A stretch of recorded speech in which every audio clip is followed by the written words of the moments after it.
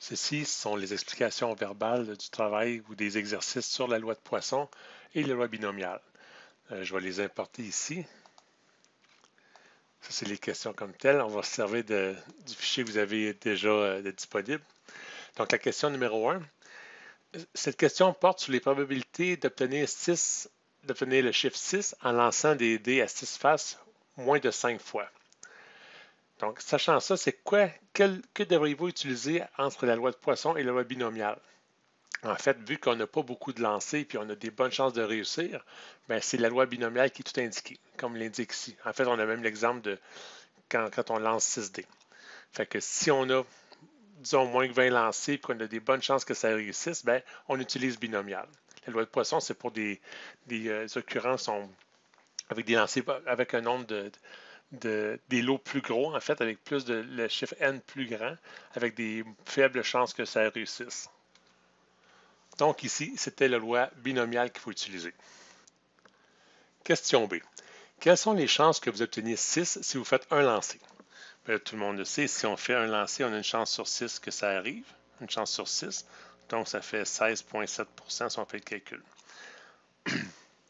Ou on peut utiliser carrément l'utilitaire aussi, ou le petit logiciel, qu'on dit, ben, on a un lancé. Les chances que ça arrive qu'on ait 1 sur 6, ben, c'est égal à 1 sixième, ce qu'on vient de faire. Ça fait 16,7%. Puis le nombre de succès, ben, nous, on veut que ça arrive. C'est quoi les chances que ça arrive une fois? Donc, en un lancé, c'est quoi les chances que ça arrive une fois? Ben, ça fait 16,67 ou 16,7 si on l'arrondit. Tant qu'à être là, on peut regarder aussi, ça c'est la loi binomiale non cumulée. C'est quoi les chances qu'on arrive à un pile? Qu'on roule 6 une fois. Puis la loi binomiale cumulée, elle, c'est quoi les chances qu'on roule 6 une fois ou moins? Donc, c'est quoi les chances qu'on roule 0 fois plus les chances qu'on roule une fois? Puis les chances sont 100%, parce que ça veut dire, c'est quoi les chances qu'on le roule une fois? Il faut qu'on ait une chance sur 6, plus les chances qu'on ne le roule pas. Qu'on ne roule pas 6, c'est 5 sur 6. Fait que ça, c'est les chances qu'on l'ait une fois, ça, c'est les chances qu'on l'ait 0 fois. Fait que les deux ensemble, ça fait 6 sur 6, qui fait évidemment 100%.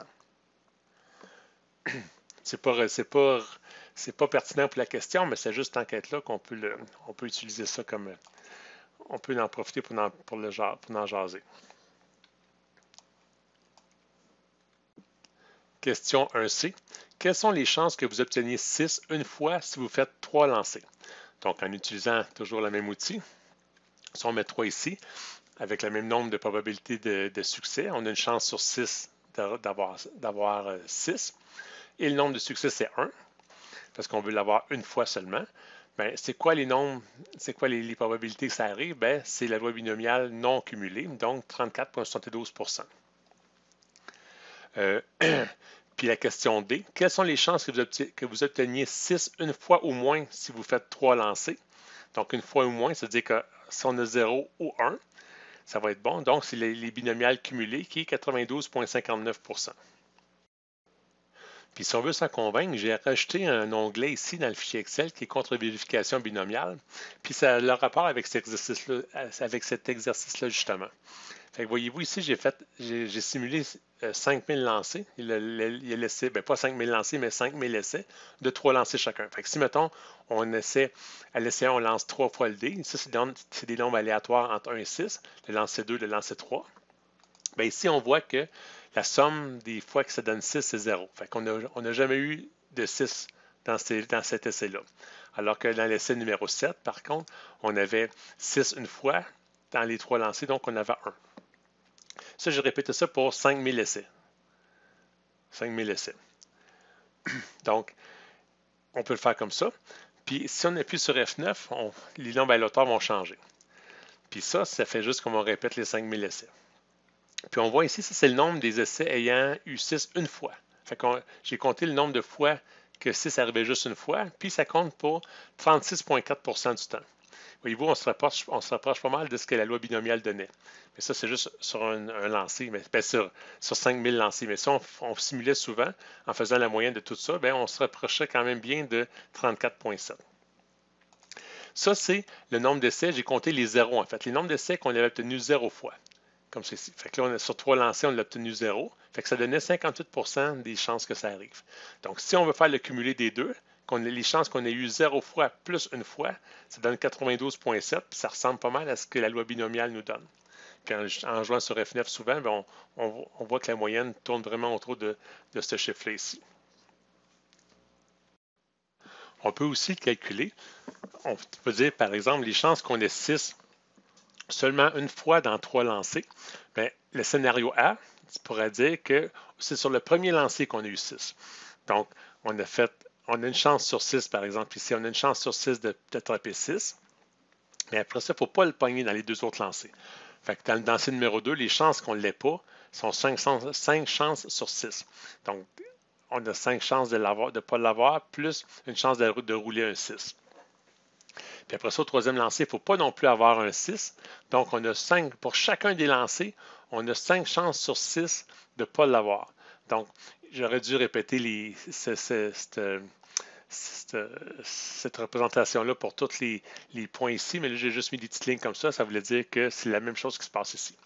Donc, pour le scénario A, pour avoir roulé un 6 seulement au premier lancé puis pas aux deux autres, bien, on a une chance sur 6 fois 5 chances sur 6 fois 5 chances sur 6. Donc, ça fait 1 fois 6 fois 5 fois 6 fois 5 fois 6, qui donne 25 sur 216. Maintenant, on aurait un autre scénario, le scénario B, qui dit qu'on aurait eu 6, on aurait roulé un 6 au deuxième lancé. Donc, on a 5 chances sur 6 fois 1 sur 6 fois 5 sur 6, qui donne aussi 25 sur 216. Puis, on a le scénario C, c'est quand on roule le 6 au dernier lancé. Donc, si on fait la somme des scénarios, AB plus C, ça donne 75 sur 216, qui donne encore 34,72 %. Donc, tout se tient. Qu'on laissait par binomial, qu'on laissait en faisant 5000 essais ou en calculant, ça donne la même chose. Question 2. Le pH d'une piscine de 60 ml est de 7,2. Quelles sont les chances que vous ayez un pH de 7,2 dans un échantillon de 1 litre, sachant que la chimie de la piscine est considérée homogène? Bien, la réponse, c'est 100 %. C'est sûr qu'on va avoir 7,2. Parce que quand c'est homogène, c'est sûr que quand tu prends un échantillon, ça représente totalement le lot au complet ou la quantité au complet. C'est un peu comme quand on dit on a 2 de gras dans du lait, mais que tu aies 1 litre ou une tasse ou 10 000 litres, tu vas avoir 2 quand même dans ton échantillon. Tout ça pour dire que je voulais vous montrer que la loi binomiale puis de Poisson, c'est vraiment quand la distribution n'est pas homogène. Si par exemple on a plein de pièces de pas bonnes, plein de pièces de bonnes représentées par des points bleus, mettons, puis on a, exemple, 2 pièces de pas bonnes là-dedans, dans tout ça. Mais si notre échantillon n'est pas homogène comme celui-là, puis on prend un échantillonnage comme ça, puis on n'aura pas la même quantité de pièces pas bonnes en pourcentage versus si on prend ça comme ça ici. Donc, c'est pour pallier à ces erreurs-là qu'on utilise Poisson ou binomial pour approximer de façon statistique les chances de retrouver des pièces pas bonnes dans un lot. Qu'est-ce que la qualité effective d'un lot? Mais la qualité effective, c'est la vraie qualité d'un lot, c'est le nombre de défauts qu'on a en pourcentage dans un lot. Ça, si, mettons, on fait une production de 20 000 pièces, mais c'est comme si Dieu savait c'était quoi la vraie. Mettons, votre Dieu que vous choisissez, lui, il sait qu'on fait 2,3 % de rejet parce que lui, il a tout compté, puis la vraie valeur, c'est 2,3 % de rejet. Donc, la qualité effective du lot serait de 2,3. C'est pas ce que les humains calculent. Ça se peut qu'on fasse un échantillonnage ou qu'on mesure tout avec un laser, peu importe la méthode, mais il y a des risques d'erreur quand on mesure. Ça, c'est pas la qualité effective, c'est vraiment la qualité qu'on mesure. Mais qualité effective, c'est la vraie valeur qui est connue par votre Dieu, par exemple. Dans les paramètres de la loi de Poisson, qu'est-ce que l'espérance? Bien, l'espérance, c'est la taille de l'échantillon fois le pourcentage de pièces non conformes ou s'appliquer, qui est aussi la qualité effective du lot. Donc, si on double-clique dessus, vous voyez que c'est 1 fois l'autre. Puis là, vous comprenez que si je pose ces questions-là, ben, c'est carrément pour vous mettre la table pour utiliser correctement la loi de Poisson. Question 5. La qualité effective d'un lot est de 3,5 %. Quelles sont les chances que votre sac de billes contienne exactement 4 billes non conformes? Donc, il faut bien comprendre la question. Notre taille de l'échantillon, on disait que c'était 115. Taille d'échantillon 115. Puis, le nombre de pièces non conformes ou la qualité effective, c'est la même chose, c'est de 3,5 %. Donc, on connaît ça. C'est quoi les chances qu'on ait 4 billes non conformes? Exactement 4 billes. Fait qu'on va mettre 4 ici, le nombre de pièces non conformes. C'est quoi les chances qu'on ait 4 billes non conformes? Exactement, ben, c'est 19,54. C'est quoi les chances qu'on ait 4 billes ou moins de non conformes? Mais 4 billes ou moins, ça va être les chances qu'on ait 4 billes, plus 3 billes, plus 2 billes, plus 1 bille, plus 0 bille.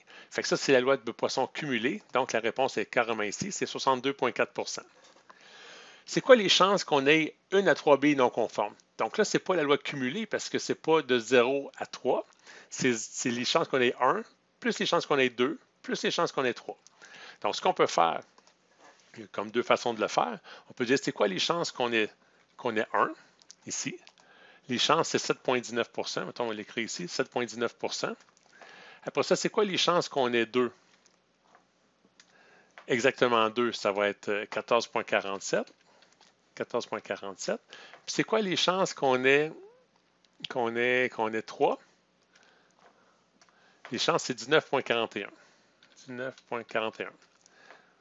Fait que je ne sais pas pourquoi il n'a pas suivi le.